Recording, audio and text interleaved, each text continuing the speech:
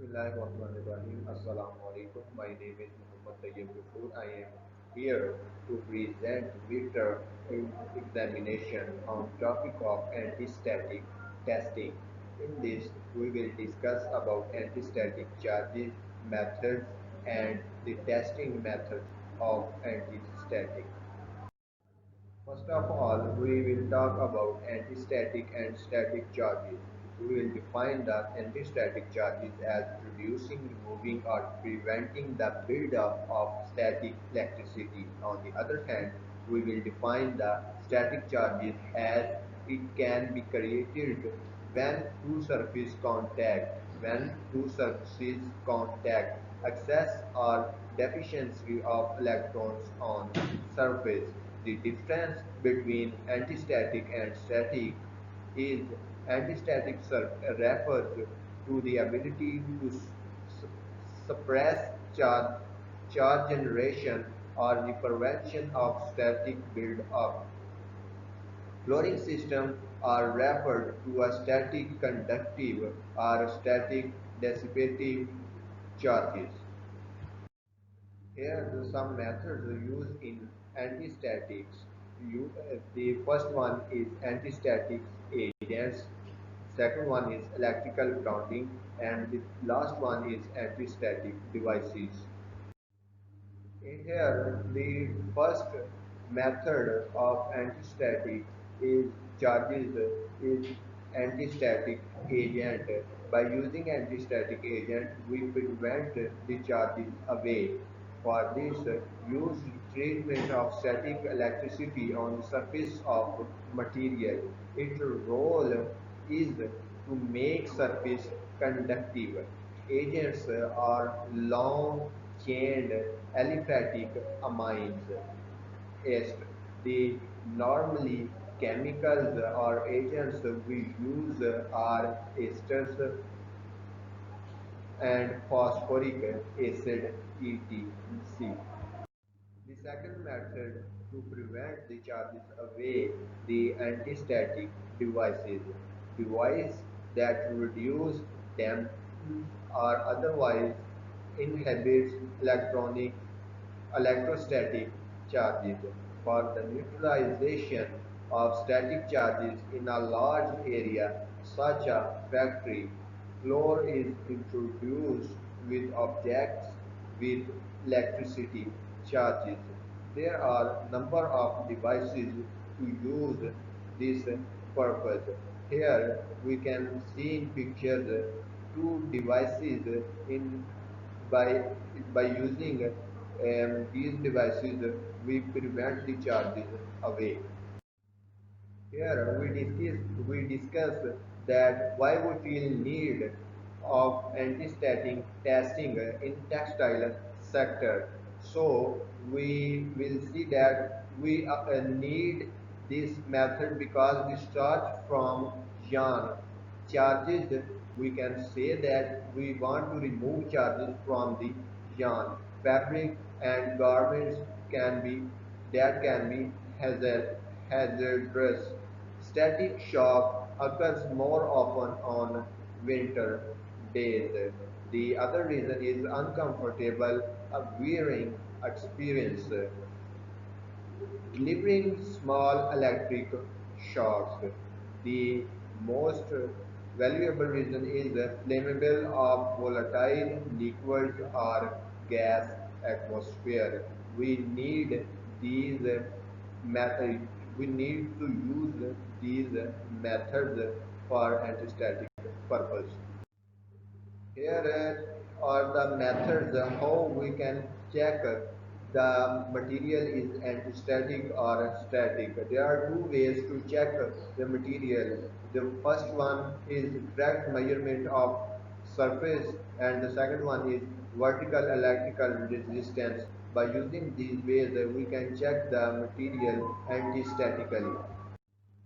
Intertech China. This is the anti-static behaviorally checked method tester. The test principle of this device is specimens are conditioned DC or direct current potential is applied and the resistance of the fabric is measured. The higher the surface electrical resistance, the greater the charge on the fabric. Here is the test scope and testing standards we used for Intertech China.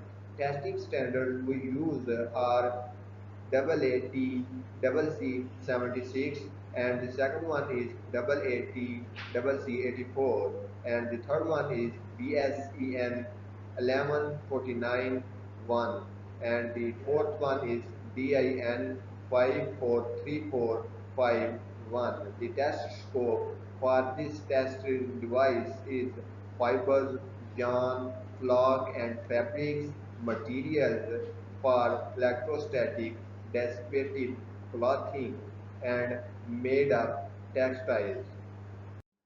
Output of these testing devices are in the form log surface electrically resistivity, surface electrical resistance, surface electrical resistivity, vertical or volume electrical resistivity. Second test for antistatic is FTTS-FA009. For this, four main measures to evaluate anti-static function. First of all is surface charge resistance. The second one is friction charge electrostatic potential. Third one is half time, and the last one is decay time. In the scope of this test, FTTS-FA009 applicable to all textile forms in form of woven, non-woven, braided and coated or laminated fabrics. Here is the testing method, how we can apply tests for anti-static purpose. Uh, in this we see friction charged electrostatic potential measuring method. Sample operation. For this purpose, take 20 test specimens, each in 50 mm by or 80 mm. Test condition for this purpose is 20 degree plus with plus minus 2 degree and 40 degree plus minus with 2 degree. Apparatus and material we used for these tests are apparatus usually used friction charge electrostatic potential measuring apparatus. The second one is rubbing cloth. The procedure we adopt: take 20 rubbing cloths, wash the rubbing cloths, rotate drum at 400 rpm to rub the specimen. Electrical surface resistivity test is another way to check the antistatic.